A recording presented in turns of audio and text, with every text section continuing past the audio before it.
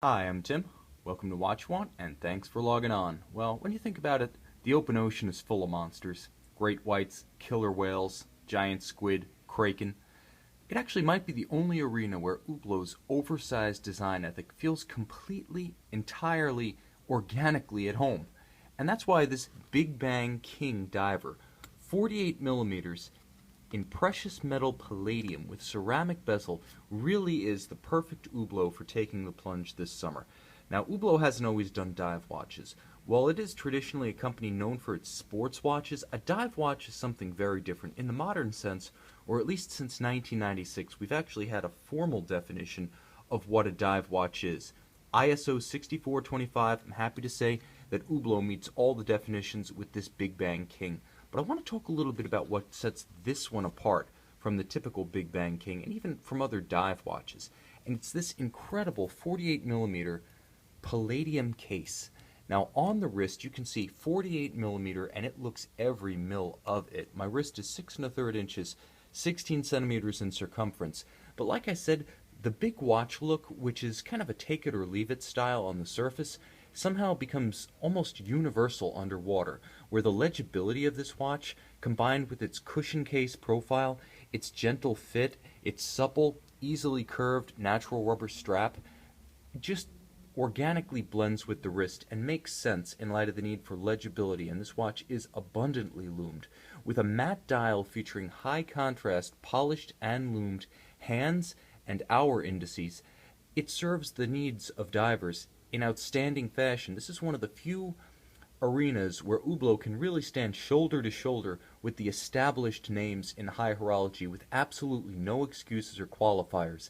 It's up there with the Rolexes, the Breitlings, the Panerai, and I would even say that because the Hublot is so much larger, it even has the leg up on something like a Rolex Submariner, in as much as if you are diving with this one, even if it's just casual scuba diving, it is just so much easier to see something that's almost 2 inches in diameter than something that's 40 millimeters. So Hublot really scores on that count.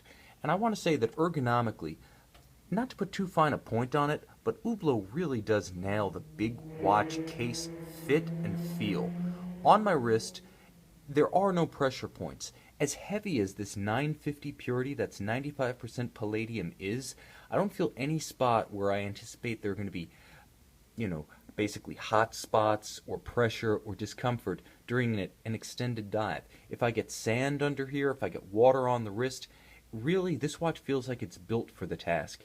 And this natural rubber strap, which is one of Hublot's longtime hallmarks, also comes into its own as a dive accessory. Now, the natural rubber strap originally debuted on the MDM Genève Hublot model back in 1980. That was the company's first product, and back then the scandal was the combination of a precious metal watch, then gold, now palladium, with natural rubber. And while that was anything but a sports watch, this is the quintessential sports watch.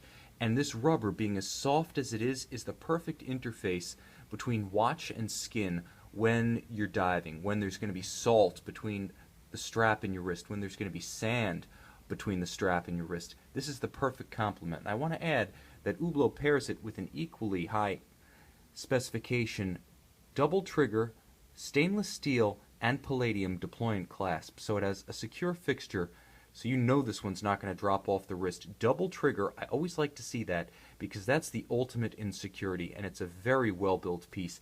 In the hand, it has a weight and a substance all of its own. I also want to add that because palladium since 1881 has been registered as a precious metal requiring a hallmark in Switzerland, both the insert on the clasp as well as the case itself feature assay marks and are noted as such using let me see if I can show you, the Swiss St. Bernard head. I can barely see that, but it's there. Swiss St. Bernard head assay mark. Since 1995, August 1st, that's been your stamp on palladium, gold, and platinum, and silver for that matter, in those rare instances that we see it. But palladium really is a standout among those because while it is a member of the platinum group, it's far less common in watch case construction than platinum. Both of those metals are mined in quantities between 250 tons and 300 tons a year, the vast majority of which goes to making catalytic converters. So to see palladium jewelry of any kind is an exceptional rarity. To see a watch, much less a sports watch built in the metal, is something that's almost unheard of, and this is one of the very, very few references to feature this exceptionally precious, special metal.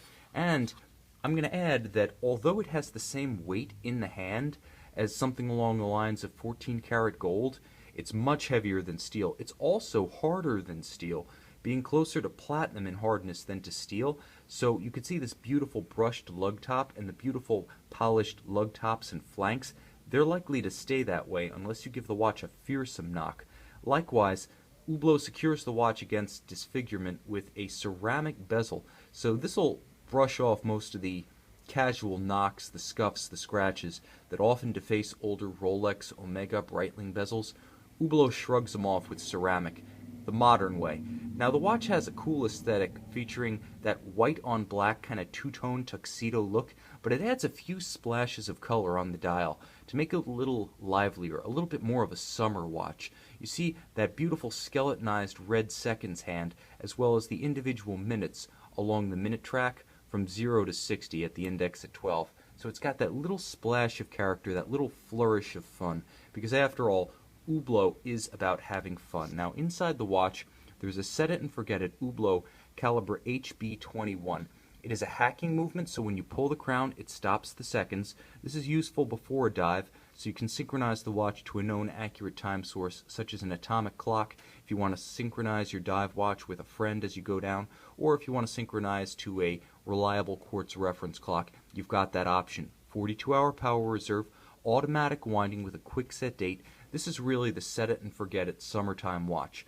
While the immense thickness of the case may preclude its use with a suit or long sleeves, heck, if you've got the wrist to pull it off, go for it. But the bottom line, this is one for getting wet and wild. This is one for days on the beach, in the pool. With 300-meter, 1,000-foot water resistance, it is a true dive watch.